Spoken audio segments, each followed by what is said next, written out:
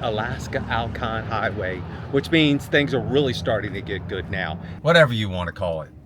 Flew up from the right as we were going over a bridge, body of water, flew up and hit the RV, hit it hard.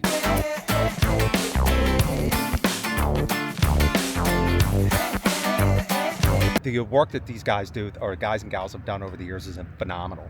And if you come the second weekend of June,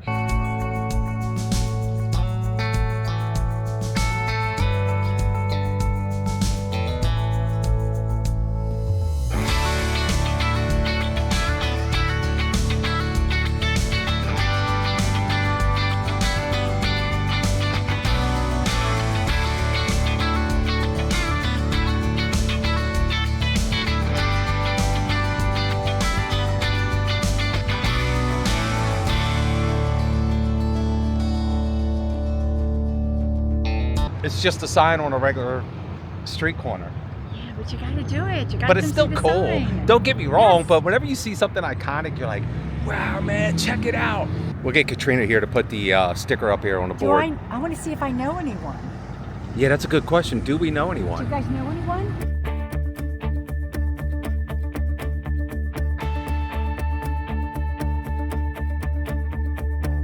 Went for a walk with the stars last night. Did not believe that I would end up right. Lucky endings were not something for me. I drove around all across the land. Thought that I was caught in a one-man band.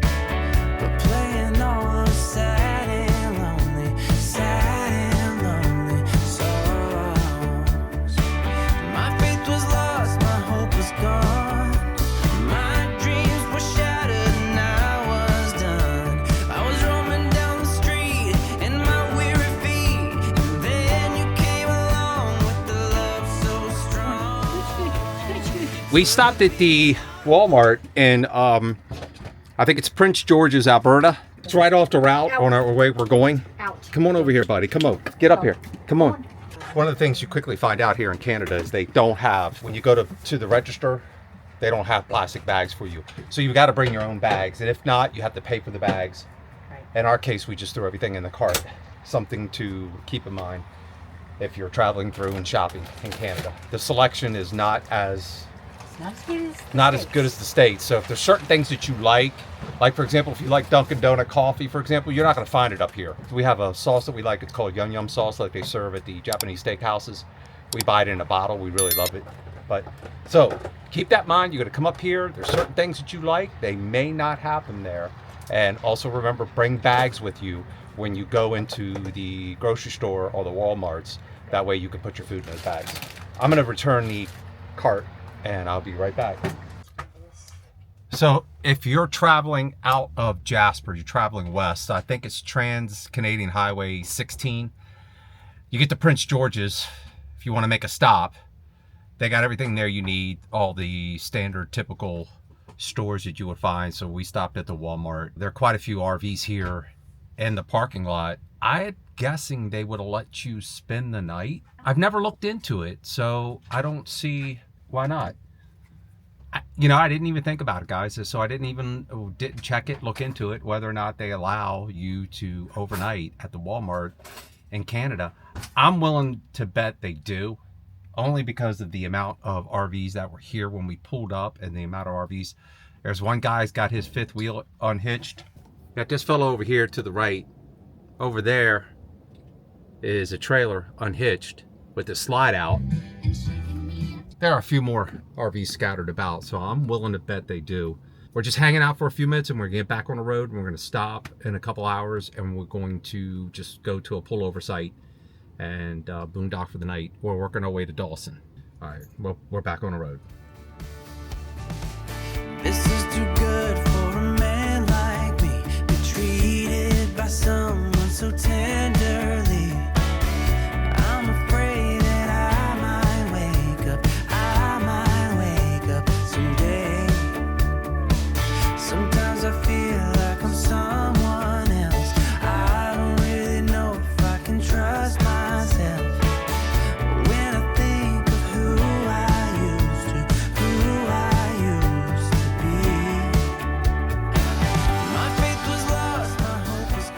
had a bit of an issue as we were riding along the road. A duck, mallard, whatever you want to call it, flew up from the right as we were going over a bridge, body of water, flew up and hit the RV, hit it hard.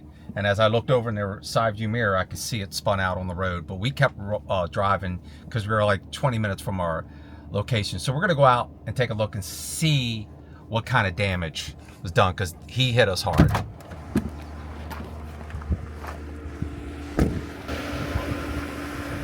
Right there.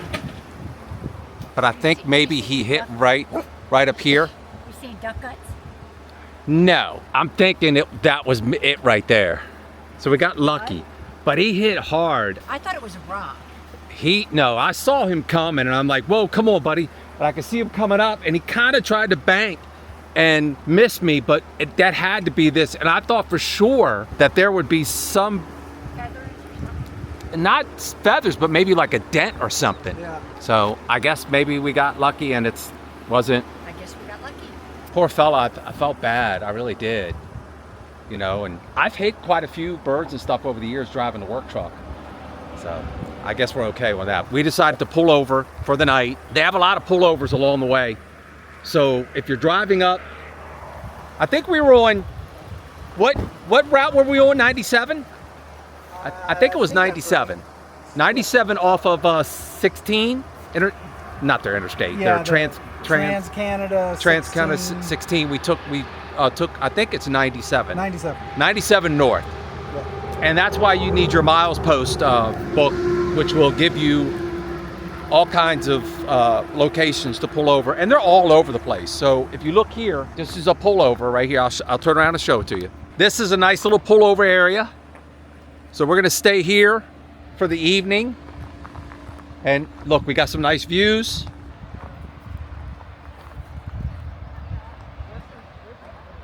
How about that? You know, it's very easy, convenient. Think of it as spending the night at a Harvest Host or spending the night at a Cracker Barrel. Although the buildings aren't there, it's basically the same concept, guys. So there's no reason to be scared, no reason to be afraid.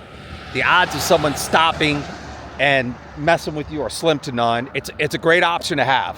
And for one night, your batteries will make it through the night. If your setup's like ours, the batteries are fully charged. The Blue Eddy for us is fully charged. And we'll probably roll out at 7, 8 in the morning. So your batteries will get through the night. And this time of year, we don't need the AC. And if we need to turn the furnace on in the morning, we're good to go.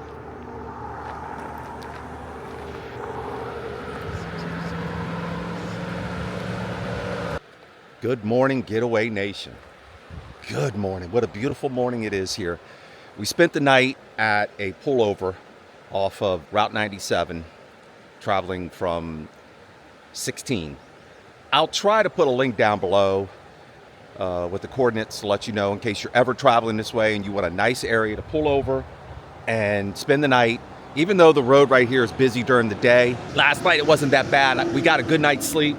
I even set the Starlink up and it worked fantastic. And I've also noticed that the Starlink, and this is something that is new to me because I've never traveled this far, but the Starlink, usually I point it towards the north. Now it's pointing towards the south. So maybe those of you who are more versed and more skilled, more knowledgeable about Starlink, who have some experience traveling into Canada and Alaska are familiar with that. So that's something I got to look into, find out. We're going to drive up. We're going to check in a day early at a campground, and we're going to spend a couple days there. We got a short drive. We may do some sightseeing today or something, but wanted to tell you this boondocking stuff is fantastic. I think Katrina and I will do a video where we get into it a little more to maybe answer some questions or alleviate any concerns those of you may have. But I'm telling you, as someone who knows very little, if nothing, about this boondocking, the batteries and everything else, it's really not that hard. And it's very, I don't know, it's kind of weird. It's very liberating, and it's just a different way of RVing that we are quickly learning to love. And now we get it. So anyway, I'm going to wrap this up. We're going to get on the road, and we'll see you up at the campground.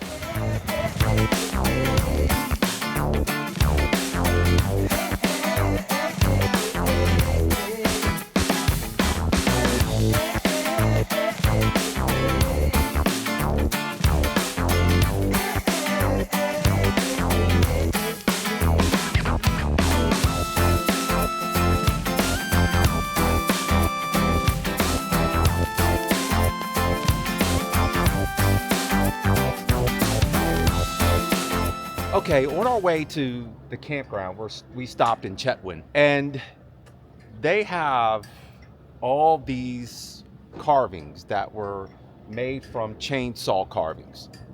Right, it's a competition, so people come from all over the world to do this competition. Actually, it's the second weekend in June every year, so Yeah. we're just missing it. Yeah, we're just missing it. We're about 2 weeks early. But you still can walk the entire town. You come into the information center, they'll give you a map, and it'll show you the location of all the carvings, and you could just park here and walk, or if you want to walk and then go drive down and relocate. So we're going to walk around and check out some of the carvings. We have a little time to kill before we check into the campground. We thought it'd be kind of fun thing to do. I already have a favorite.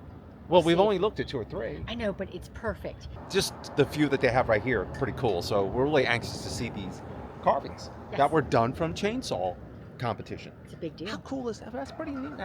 Anyway, let's go check it out. Let's do it.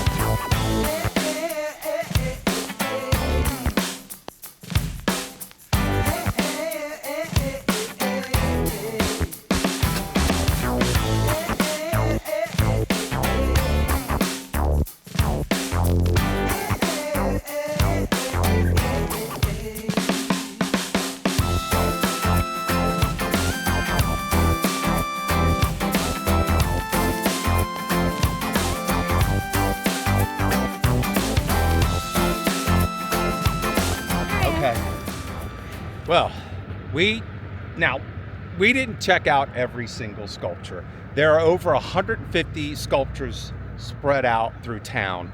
And the town of Chetwynd,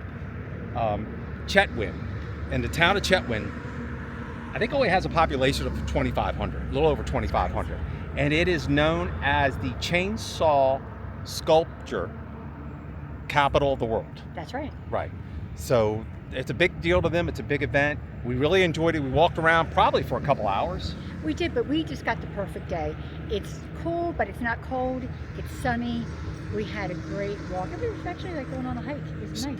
So this is a fun thing to do. If you guys are passing through, you're coming through, and the weather cooperates, park at the center and go for a nice walk around town. There's a restaurant or two here and there, but it's an easy walk. It's a easy hike. Oh, and you know what? They actually do have a couple RV spaces here at the Yeah, out back.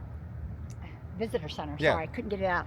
At the visitor center, there are a couple RV spaces. Not a lot, but we really enjoyed it. Yeah, we had a good time looking And at the if different you come- sculptures. And the work that these guys do, or guys and gals have done over the years, is phenomenal.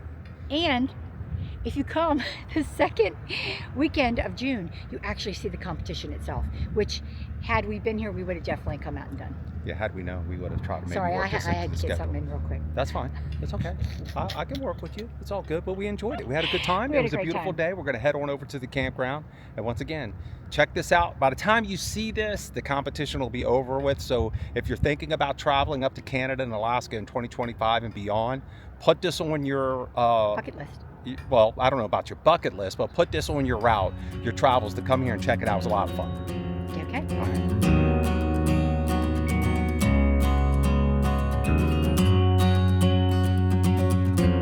We made it to Dawson Creek. So if you're in Dawson Creek, make sure you stop by the information center. Why? Because they like to get visitors. No, I'm just kidding. They love it when you guys come and visit and spend some money. But because it gives you all kinds of ideas on local places to go and things to do while you're in the area. Yeah, they'll it's give real you good. this package here, and in this package is a ton of information on your trip up to Alaska. So they also have one of the brochures in there will give you a list of all the gas stations on your way up. So that way you know that you're okay. You have peace of mind in case for some reason that you can't pull it up on your GPS. Just come in here, stop, talk to the young girl. She'll fix you up and It's give called you the Alaska Highway. well, she'll give you a bunch of stuff. That's just one. But she Right. also has a ton of information Right. in there. But this and it's one- all free. It is. But this one's awesome too because it actually lists all the places, then kind of gives you a little rundown of what's going on with those places that you can stop at. So that's really a nice Yeah, one to have. be sure to check into the information center, and it's very helpful. So that's why it's an information center, Is it information center or visitor center? because it helps inform you I of your think- travels. I think you might want to look for visitor center. Yeah, visitor center. The visitor information center. You know what I mean. Picky. Okay. One other thing we'd like to mention at the visitor center, they do have a really cool museum. For They like do. make a, you know, Make a donation. make a donation, and there's a history of the railroad, which was originally the station was originally set up here. So Highway. you check that out. I didn't record it because a lot of times they don't want you to record it, because if you record it and you put it on your channel, people will see it and they're less likely to visit it when they come. And it's all donation driven anyway. So this is where the Alcan Highway starts, the Alaska Alcan Highway, which means things are really starting to get good now. When we first arrived in Canada, they had a fire up in now I can't Don't remember the ask fort. me. I can't remember where the fort was. Nelson? Was it Fort Nelson? I think you're right, Katrina. I think that's right. There was a fire up there which closed down the highway. Some of the folks had to reroute and go the other road. I forgot the name of that road, but it's since it reopened yesterday, I think is what she said. Yesterday morning. By the time we get up there in a few days, it should be okay. There should might be be fine. some smoke that could hinder our visibility. Well, and they're saying there might be a little bit more traffic than normal because all the locals that were evacuated, they get to come in first. And as of yesterday and today, they were doing like a shuttle. No, it's not a shuttle. I thought that's what she said. No, we're not gonna. No, they assist you. You follow them. Yeah, Okay. it's about an 8-mile stretch. And we'll find out when we get there in a few days, and we'll let you guys know. You'll see that. But we actually get to go through because for a couple of days we were back and forth like, should we reroute ourselves and go all the way Yes. up and around, or can we make it through? And it happened almost 2 weeks ago, so Yeah, we got lucky. It's been closed for that long, and we just kind of figured we'd wing it and see what happens as we got closer. And it lucked out that it is open. Yes. Yes.